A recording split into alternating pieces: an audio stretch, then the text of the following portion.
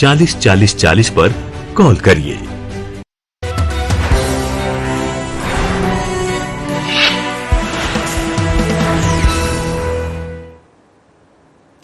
नमस्कार, देवभूमि उत्तराखंड की खबरें लेकर मैं हूं आपके साथ संदीप निरंजन सरकार। बुलेटिन की शुरुआत करेंगे उससे पहले एक नजर इस वक्त की सुर्खियों पर। देहरादून में भू उपयोग उल्लंघन पर सीएम धामी गंभीर, मुख्य सचिव राधा रतूड़ी की जिलाधिकारी के साथ बैठक, 11 जनपदों ने सौंपी भूमि संबंधित रिपोर्ट। देहरादून में मंत्री गणेश जोशी ने कृषि विभाग के अधिकारियों के साथ की बैठक, अधिकारियों को दी सख्त हिदायत, किसानों को कृषि यंत्र की सब्सिडी प्रदान करने के दिए निर्देश।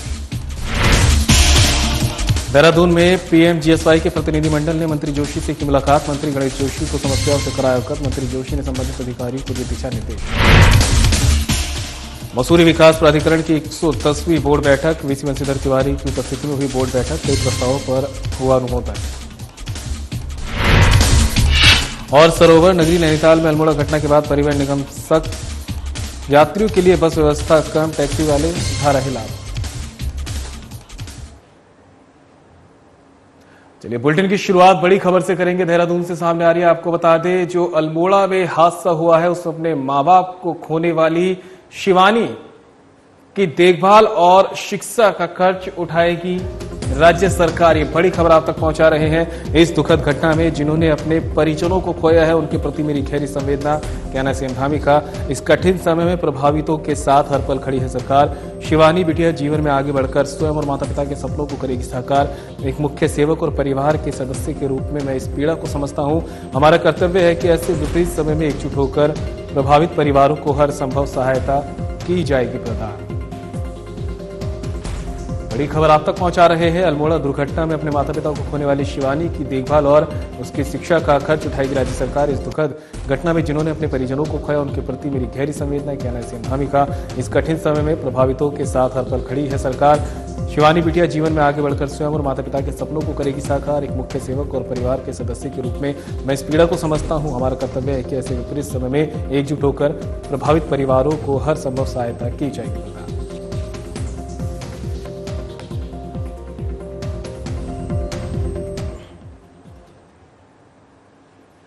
कृषि और कृषक कल्याण मंत्री गणेश जोशी ने कैंप आवास में कृषि विभाग के आला अधिकारियों के साथ बैठक की है। बैठक के दौरान विभागीय मंत्री गणेश जोशी ने अधिकारियों को सख्त हिदायत देते हुए कहा कि किसान स्वतंत्र रूप से कहीं से भी कृषि यंत्र खरीदने पर कृषि यंत्र की सब्सिडी राज्य सरकार मानक अनुसार डीबीटी के माध्यम से प्रदान करने के अधिकारियों को निर्देशित किया।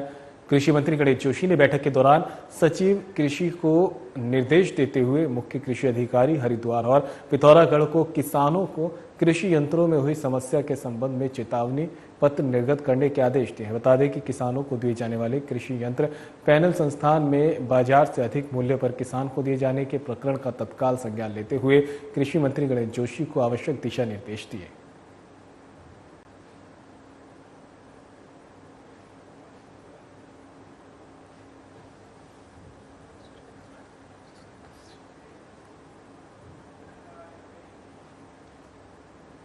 और बड़ी खबर से आपका रूबरू करा देते हैं।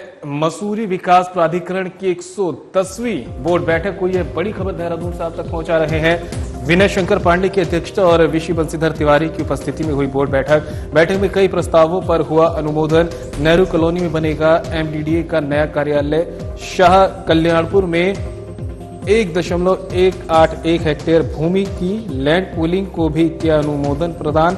2024-25 बजट मदों को पुनरीक्षण करने का बोर्ड ने दिया अनुमोदन। सिटी फॉरेस्ट पार्क के उपयोग को बोर्ड का अनुमोदन। पार्क में cycling track, pathway, kids play, open gym, open area theatre पर की गई खर्च चर्चा की गई है। यहाँ पर 12.45 हेक्टेयर क्षेत्रफल में निर्मित पार्क हो हरित संरक्षण योजना पर आधारित। इको रिसोर्ट निगम गेस्ट हाउस निर्माण के प्रकरणों को भी बोर्ड का अनुमोदन।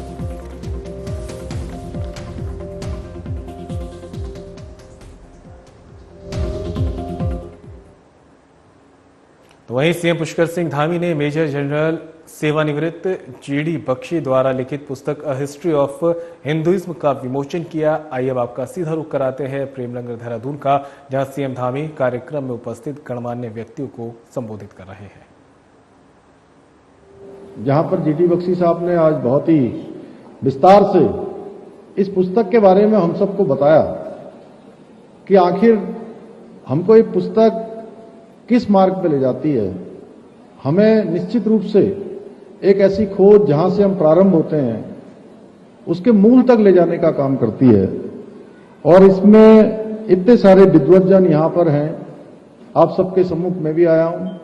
मैं निश्चित रूप से स्वयं को गौरवान्वित महसूस कर रहा हूं और इसका माध्यम बनी है। आज मुझे दूसरी बार टॉन्सब्रिज स्कूल में आने का सौभाग्य प्राप्त हुआ है और आज major general Shri GD Bakshi ji की अद्भुत कृति हिस्ट्री ऑफ हिंदुइज्म आप सभी के अप्रतिम सानिध्य का माध्यम बनी है। उसके कारण से और बहुत दिनों से मुझे भी प्रतीक्षा थी कि आपकी पुस्तक का विमोचन हो और मेरे समेत सभी को ये पुस्तक पढ़ने को मिले, कुछ सीखने को मिले, उन सब का मार्गदर्शन करे।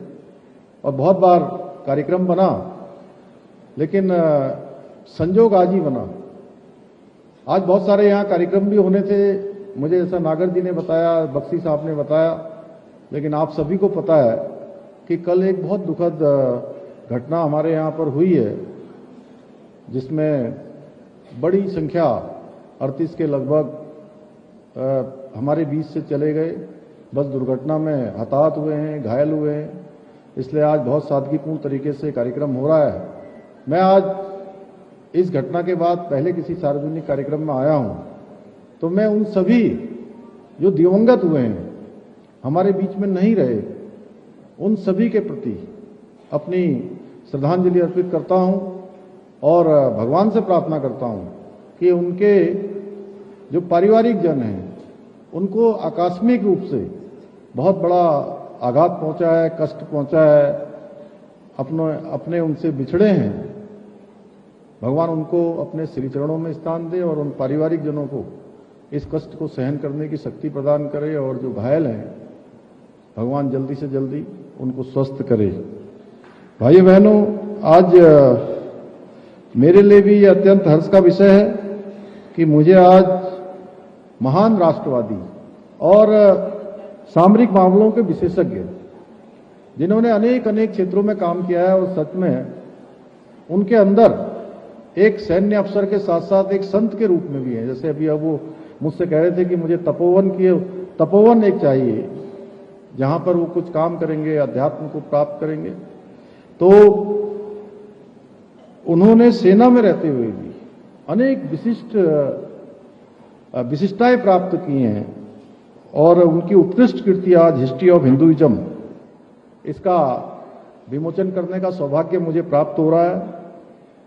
मेजर जनरल बख्शी जी वीर योद्धा होने के साथ साथ एक विचारक भी हैं और देश सेवा में जो उनका योगदान है वो हमेशा अविस्मरणीय रहेगा।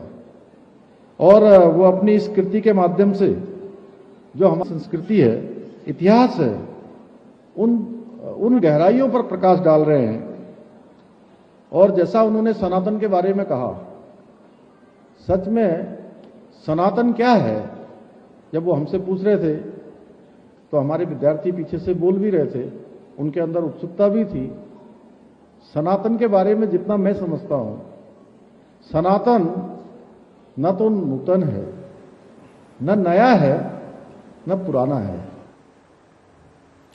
तो वहीं ग्राम्य विकास मंत्री गणेश जोशी ने कैंप कार्यालय में पीएमजीएसवाई में आउटसोर्स के माध्यम से लगाए गए जेई और कंप्यूटर ऑपरेटर्स कर्मचारियों के एक प्रतिनिधिमंडल ने मुलाकात की है। इस दौरान प्रतिनिधिमंडल ने ग्राम्य विकास मंत्री गणेश जोशी को अवगत कराया कि कुछ पदों को विभाग द्वारा हटाया जा रहा है। ग्राम्य विकास मंत्री गणेश जोशी ने मुख्य कार्यकारी अधिकारी URRDA और अन्य अधिकारीगण के साथ बैठक कर विस्तार से चर्चा कर आवश्यक दिशा निर्देश दिए। मंत्री गणेश जोशी ने अधिकारियों को प्रदेश में पीएमजीएसवाई के अंतर्गत क्षतिग्रस्त हुई सड़कों की मरम्मत के कार्य अतिशीघ्र करने के निर्देश दिए। इस दौरान उन्होंने अधिकारियों को फील्ड में जाकर क्षतिग्रस्त हुई सड़कों को दुरुस्त करने के भी निर्देश दिए। वहीं विभागीय मंत्री ने अधिकारियों को पीएमजीएसवाई के अंतर्गत सड़कों, पुलों के निर्माण कार्यों की समयबद्ध तरीके से कार्य करने के अधिकारियों को निर्देश दिए।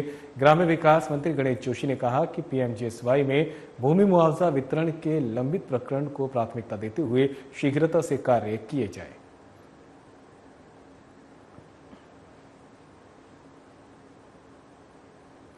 तो वहीं सरोवर नगरी नैनीताल में यात्रियों के लिए बस व्यवस्था न होने से यात्रियों को बड़ी परेशानी का सामना करना पड़ रहा है। बता दें कि अल्मोड़ा बस एक्सीडेंट को लेकर नैनीताल परिवहन निगम भी सतर्क हो गया है और अधिक सवारी ले जाने से बिल्कुल मनाही कर रहा है, जिसका लाभ टैक्सी वाले उठा रहे हैं और मनमाने ढंग से यात्रियों से किराया ले रहे हैं। टैक्सी ड्राइवरों ने 11 किलोमीटर का किराया जो 30 रुपए है उसका 50 रुपए लेना शुरू कर दिया, जबकि प्रशासन द्वारा इन लोगों के रेट तय किए गए हैं। प्रशासन की नजर इस ओर कतरापी नहीं जा रही है।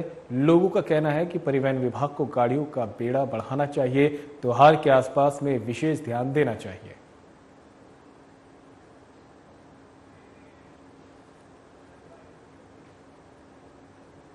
फिलहाल रुकेंगे ब्रेक के लिए, कहीं मत जाइएगा, जल्द होंगे हाजिर।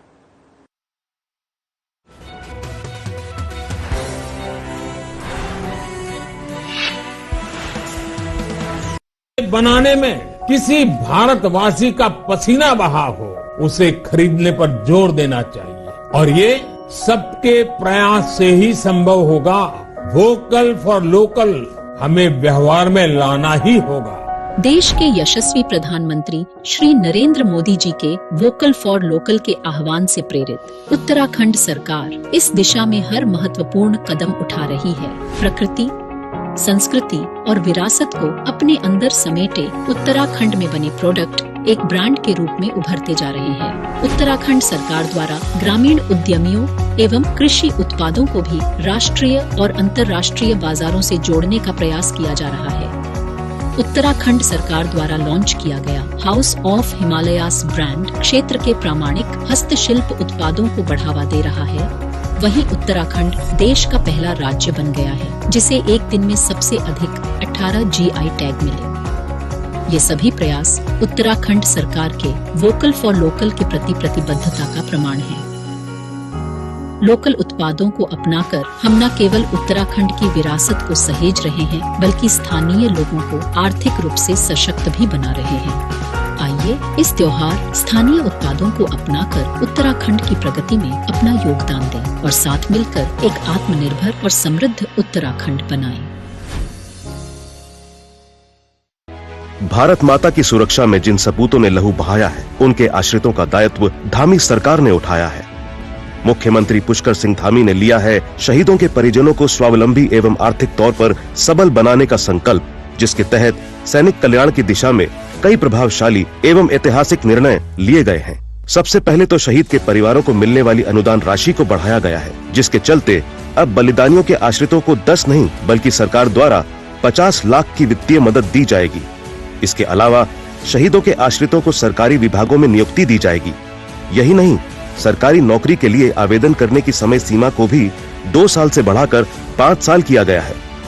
मैं किरण रतूड़ी, शहीद श्री राकेश चंद्र रतूड़ी जी की पुत्री, मुख्यमंत्री श्री पुष्कर सिंह धामी जी का आभार व्यक्त करती हूँ, क्योंकि उनकी सरकार ने कहीं पर भी हमें अकेला नहीं पड़ने दिया। उनकी सरकार द्वारा हमें पूरा सहयोग दिया गया, वह सम्मान दिया गया। इतना ही नहीं, उत्तराखंड में देश के पहले सैन्य धाम का निर्माण भी करवाया जा रहा है। साथ ही किया जा रहा है अग्निवीरों के लिए सरकारी सेवाओं में आरक्षण की व्यवस्था का प्रावधान। कहना गलत नहीं होगा कि उत्तराखंड में सैनिक कल्याण को पहली प्राथमिकता दी जा रही है। मैं स्वाति भट्ट, शहीद भगवती प्रसाद भट्ट की पत्नी, आज उत्तराखंड सरकार का आभार प्रकट करना चाहती हूँ, क्योंकि उन्होंने कभी भी हमें अकेले नहीं पड़ने दिया। सरकारी नौकरी करने का अवसर देकर उन्होंने हमें सशक्त बनाया, सुविधाएं दी, व्यवस्थाएं सुनिश्चित करी। आज हम अपने घरों में, अपने प्रदेश में सुरक्षित हैं, सुरक्षित नींद ले रहे हैं, सुरक्षित चैन से जी रहे हैं, तो केवल और केवल उन्हीं के कारण से, जिन्होंने हंसते हंसते अपने प्राणों का बलिदान कर दिया। जिनकी प्रत्येक सांस मां भारती को अर्पित है, उनके उत्थान के लिए उत्तराखंड सरकार समर्पित है। सूचना एवं लोक संपर्क विभाग उत्तराखंड द्वारा जनहित में जारी। उत्तराखंड ने पकड़ी औद्योगिक विकास की रफ्तार। नए औद्योगिक क्षेत्रों के विस्तार से आएगा निवेश, बढ़ेगा रोजगार। प्रधानमंत्री श्री नरेंद्र मोदी के मार्गदर्शन और मुख्यमंत्री पुष्कर सिंह धामी की दूरदर्शी सोच के चलते प्रदेश में उद्योगों के लिए अनुकूल माहौल तैयार किया गया है। निवेशकों के लिए आकर्षक नीतियां लाई गई हैं। यही वजह है कि हाल ही में आयोजित ग्लोबल इन्वेस्टर्स समिट के दौरान करीब 3,57,000 करोड़ रुपए के निवेश प्रस्तावों पर हस्ताक्षर हुए हैं। उत्तराखंड सरकार के प्रयासों से राज्य में न सिर्फ व्यापक निवेश आ रहा है, बल्कि नए औद्योगिक क्षेत्रों का भी विकास किया जा रहा है। राज्य सरकार के प्रयासों पर मुहर लगाते हुए केंद्र सरकार ने national industrial corridor development programme के तहत ऊधम सिंह नगर जिले के खुरपिया में इंडस्ट्रियल स्मार्ट सिटी विकसित करने की मंजूरी दी है। मुख्यमंत्री पुष्कर सिंह धामी का dream project Khurpia industrial city manufacturing का बड़ा केंद्र बनेगा। यहाँ 1265 करोड़ रुपए की लागत से 1002 एकड़ भूमि पर उद्योगों की स्थापना की जाएगी। परियोजना के माध्यम से करीब 20,000 करोड़ रुपए का निवेश आकर्षित किया जाएगा, जिससे राज्य में 75,000 से अधिक युवाओं को प्रत्यक्ष रूप से रोजगार मिलेगा। खुरपिया औद्योगिक क्षेत्र में automobile industry, auto components, engineering और फैब्रिकेशन की इकाइयों पर फोकस किया जाएगा। देश का प्रमुख औद्योगिक गलियारा अमृतसर कोलकाता इंडस्ट्रियल कॉरिडोर खुरपिया के करीब से होकर गुजरता है। कॉरिडोर से जुड़ने के कारण खुरपिया की रोड, रेल और एयर कनेक्टिविटी मजबूत होगी, जिससे औद्योगिक उत्पादों के निर्यात में सुविधा मिलेगी। नए औद्योगिक क्षेत्रों के विकास और व्यापक निवेश आकर्षित करके धामी सरकार सशक्त उत्तराखंड की मजबूत नींव रख रही है। औद्योगिक विकास ने पकड़ी रफ्तार, बढ़ रहा निवेश, मिलेगा रोजगार। त्योहार मनाओ तो ठाठ से मनाओ। आज ही घर ले आओ हीरो सुपर स्प्लेंडर एक्सटेक और दिखाओ 69 का ठाठ। Hero super Splendor XTEC.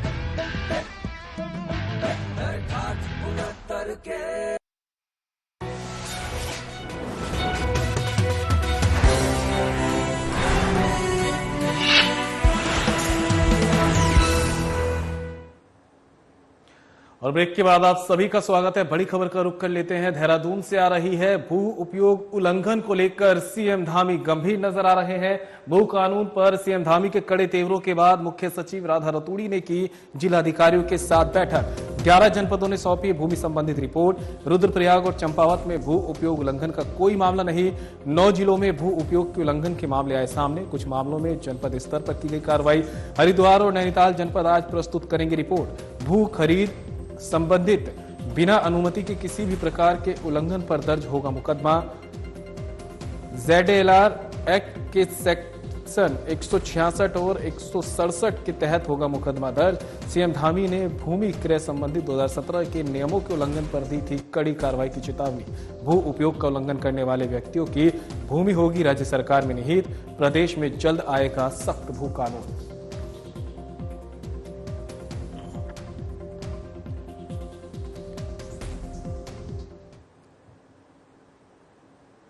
वहीं खबर पर ज्यादा जानकारी के लिए उत्तराखंड से हमारे ब्यूरो चीफ कमल शर्मा हमारे साथ जुड़ गए हैं। कमल, अगर आसान भाषा में समझा जाए भू कानून या जो भू उल्लंघन को लेकर सीएम धामी सख्त नजर आ रहे हैं, क्या ये कानून कहते हैं और किस तरह से कार्रवाई की यहाँ पर बात की जा रही है? हाँ बिल्कुल संदीप, अगर आप कहें तो भू कानून को लेकर यहाँ पर भू कानून बना। भू कानून अगर हम कहें तो जो बाहर राज्यों के जो लोग हैं, जो उत्तराखंड के निवासी नहीं है, उनको अगर यहाँ पर कुछ भूमि खरीदनी है, कुछ नहीं, तो उसके लिए यहाँ नियम कानून और कैटेगरी बनाई गई थी, जिसमें स्पष्ट कहा गया था कि आपको 250 वर्ग मीटर आप यहाँ पर उत्तराखंड में भूमि खरीद सकते हैं, एक परिवार का आदमी सिर्फ। और वो लोग जब खरीदेंगे तो उनको जब यहाँ से अनुमति लेंगे तो उसमें स्पष्ट उल्लेख किया जाता है कि आप जो ये भूमि ले रहे हैं वो किस उपयोग के लिए लिया जा रहा है और उसमें क्या करना आप चाहते हैं। तो अब इस मामले में जब देखा गया लगातार यहाँ पर सख्त भू कानून की यहाँ के द्वारा लगातार मांग चल रही है कि वो तगड़ा भू कानून बना जाए। बाहर के राज्यों में के लोग यहाँ की काफी जमीनें खरीद ली हैं और जिस उपयोग के लिए उन्होंने दर्शाया था वो उपयोग नहीं कर रहे हैं उस भूमि पर। तो इसको सीएम धामी अभी पीछे आए थे, उन्होंने प्रेस कॉन्फ्रेंस की थी। उन्होंने कहा था कि अब जो भू कानून हम जो लाने जा रहे हैं, हमारी सरकार जो लाने जा रही है और कड़ा लाने जा रही है। और तब तक उन्होंने कहा था कि जो ये 200 वर्ग 50 वर्ग मीटर जो भूमि ली गई है, ये इसका उपयोग जिसके लिए किया दर्शाया गया था, अगर जो उसने उसको उपयोग को नहीं किया है वो जमीन नियत की जाएगी। तो इसके लिए चीफ सेक्रेटरी को उन्होंने आदेश दिया था। चीफ सेक्रेटरी ने सभी जिलाधिकारियों, जो 13 जिले हैं, सभी 13 जिले को इस पर रिपोर्ट मांगी थी और अब कहें तो उसको लेकर जो चीफ सेक्रेटरी हैं राधा अरोड़ी हैं, उन्होंने कल बैठक भी करी थी देर रात। तो 2 जिले ऐसे आए जो चंपावत और रुद्रप्रयाग, जहां इस प्रकार के मामले नहीं आए, और अन्य जितने भी जिले हैं वहां ये मामले निकल के आ रहे हैं। तो इसकी रिपोर्ट अब सब मिल जाएगी। तो उन्होंने कहा था कि अगर जो इसमें गलत पाए जाएंगे, जिन्होंने दर्शाया था कि ये भूमि हम इस उपयोग के ले रहे हैं और नहीं की गई, तो वो भूमि निहित कर ली जाएगी सरकार में। तो इसको लेकर कड़ा आदेश सीएम पुष्कर सिंह धामी ने दिया था। चीफ सेक्रेटरी ने कल सभी जिलाधिकारी के साथ बैठक की है और उन्होंने कहा है कि आज शाम तक सभी जिलाधिकारी रिपोर्ट दें कि ऐसे कितने मामले हैं जिसके खिलाफ कार्रवाई की जाए और उनके खिलाफ मुकदमे भी दर्ज किए जाएं विभिन्न धाराओं के खिलाफ। तो अब देखना यही है कि अब जब वो रिपोर्ट आती है कितने ऐसे मामले निकल के आते हैं जो जिसमें सीएम धामी सख्त दिखाई दे रहे थे, और कितनी भूमि ऐसी है जो सरकार में नियत की जाएगी। अब इसका इंतजार यहाँ की जनता को है, क्योंकि स्वयं मुख्यमंत्री ने कहा था कि ऐसे काफी मामले संज्ञान में आए हैं, तो उनकी रिपोर्ट मांगी जा रही है और मुझे लगता है कि जल्द ही एक आधे में रिपोर्ट आ जाएगी। तो उसके बाद फिर क्या उन पर कार्रवाइयां होती हैं, कितने लोगों के खिलाफ मुकदमे होते हैं और कितने लोगों की जमीनें जो है वो सरकार में निहित की जाती हैं। कुल मिला के कहें 2 जिले ऐसे हैं जिसमें कहें हम रुद्रप्रयाग और चंपावत की जहां इस प्रकार के मामले नहीं आए हैं। अब रिपोर्ट आने पर पूरी पिक्चर क्लियर होगी कि कितने लोगों के खिलाफ मुकदमे होते हैं और कितने लोगों ने इसका उल्लंघन किया है और उनकी जमीनें निहित की जाती हैं। अब ये देखना होगा। इस चीज को लेकर कहें तो जो इसके कारोबारी हैं, जो प्रॉपर्टी डीलर टाइप के हैं, जो भूमि खरीद से काम करते हैं, उनमें भी कहीं ना कहीं एक तरह से हलचल मची हुई है। कमल, ये भी कहा जा सकता है कि इससे सीधे तौर पर उन लोगों पर असर पड़ेगा जो अवैध निर्माण करते हैं, क्योंकि जिस तरह से बाहर के लोग आते हैं, जमीन खरीदते हैं, निर्माण करते हैं, वो इसी पर्पज से करते हैं कि व्यवसायिक रूप से करा जाए, और देखा जाता है कि जो यहाँ के मानक हैं उनको भी ताक पर रख दिया जाता है। तो क्या उन लोगों को के ऊपर सीधा असर डालेगा? हाँ, वो तो कहें जो अवैध निर्माण तो यहाँ के भी करते हैं, बाहर के लोग भी करते हैं, वो केस अलग हो गया। पर बाहर के अन्य राज्यों के लोग जो होते हैं, निवासी हैं, वो अगर उत्तराखंड में भूमि खरीदते हैं तो उनके लिए 250 वर्ग मीटर भूमि खरीदने के कानून है, पर वो उसमें दर्शाएंगे कि हम किस उपयोग में ले रहे हैं। मतलब ऐसा होना चाहिए उस भूमि से जिससे यहाँ के लोगों को रोजगार मिल सके, यहाँ के लोगों को पलायन रुक सके और वो बाहर के लोग के जो लोग आए यहाँ पे लोगों को, स्थानीय लोगों को रोजगार दे सके। उसके लिए ये निहित किया गया था। लेकिन पता चला है कि ये चीजें जो लोगों ने भूमि तो खरीद लिया, और कई बार ऐसा भी मामले निकल के आ रहे हैं कि एक परिवार का एक सदस्य के साथ एक परिवार के कई सदस्यों ने भूमि खरीद ली है और 200 वर्ग मीटर का 3 करके ज्यादा भूमि खरीद लिया। तो ऐसे मामले देखना कितने निकल के आ रहे हैं, और ऐसे के खिलाफ अब सरकार कार्रवाई करने जा रही है। कहीं भी नियत होगी सरकार, उस भूमि को सरकार में नियत कर लिया जाएगा, उनके खिलाफ मुकदमे किए जाएंगे। अब यही देखना, और सरकार ने यह भी कहा मुख्यमंत्री ने, जो अब कानून आ रहा है, जो भू कानून आ रहा है, जो यहाँ की लोगों की, स्थानीय लोगों की मांग है, ये सख्त भू कानून आया जिससे बाहर के लोग जमीनें नहीं ले पाए। अगर ले तो जिस उपयोग के लिए जमीन है उसको ले, उसी के लिए ले, नहीं तो अन्यथा उनके खिलाफ सख्त कार्रवाई की जाए। अब यही देखना, जब सीएम धामी ये भी कह चुके हैं कि बहुत सख्त कानून आने वाला है अगले 3-4 महीने में, कहें 2-3 महीने बाद ये आएगा। इस पे समितियां बनी हुई है, उसकी रिपोर्टें आ रही है, सब चीजों को देखा जा रहा है। पर कुल मिलाकर सबसे पहले ये है कि जिन लोगों ने भूमियां खरीद ली थी और जिस उपयोग को दर्शाया गया था वो उपयोग उसमें नहीं किया गया, तो उनकी सरकार में निहित जमीनें की जाएंगी। अब ऐसे कितने लोग हैं, कितने लोग कार्रवाई होती है, अब ये सब रिपोर्ट आने के बाद ही पता चल पाएगा। ये भी बताया जा रहा है कि 9 जिले ऐसे हैं जहां पर भू उपयोग उल्लंघन के मामले ज्यादा सामने आ रहे थे, और अगर ऐसा कुछ है तो ये अपने आप में बड़ी बात है। हाँ बिल्कुल, मैंने कहा कुल 13 जिले हैं यहाँ पर, और 13 जिले में से 2 जिले रुद्रप्रयाग और हम कहें नैनीताल, रुद्रप्रयाग और चंपावत, यहाँ इस प्रकार के अभी मामले नजर नहीं आए हैं, तो यहाँ कुछ नहीं निकला है। लेकिन अब 9 जिले, कुछ 11 जिले यहाँ पर बचे हैं। अब यही देखना है, जब 11 जिलों, काफी जिलों की आ गई है, 2 जिलों की रिपोर्ट, हरिद्वार नैनीताल की रिपोर्ट रह गई है, डीएम ने जो रिपोर्ट देनी है, अब वही देखना है। वो भी जब रिपोर्ट आ जाएगी, कितने 11 जिले जो बचते हैं, 13 में से 2 जगह नहीं मामले मिले हैं, इन 11 जिलों में कितना ऐसे मामले निकल के आते हैं जिन्होंने भूमि का सही उपयोग नहीं किया और किस कितनी सरकार उन जमीनों को निहित करती है, कैसे कितने लोग हैं जिनकी सरकार में निहित होगी, जमीन सरकार अधिग्रहण कर लेगी। अब वो देखना होगा, उसी का इंतजार है, क्योंकि जैसे ही ये रिपोर्ट आएगी फिर धीरे अगली कार्रवाइयां उस पर शुरू होंगी और कितने लोगों की सरकार जो इन्होंने उल्लंघन किया है जमीन खरीदते समय इन चीजों का, अब उनकी सरकार अधिग्रहण करती है, ये अब देखना होगा। इसको लेकर पूरे उत्तराखंड में चर्चा से बनी हुई है और लगातार सख्त भू कानून को लेकर यहाँ की जनता आंदोलन कर रही है। तमाम जानकारी के लिए आपका बहुत बहुत शुक्रिया।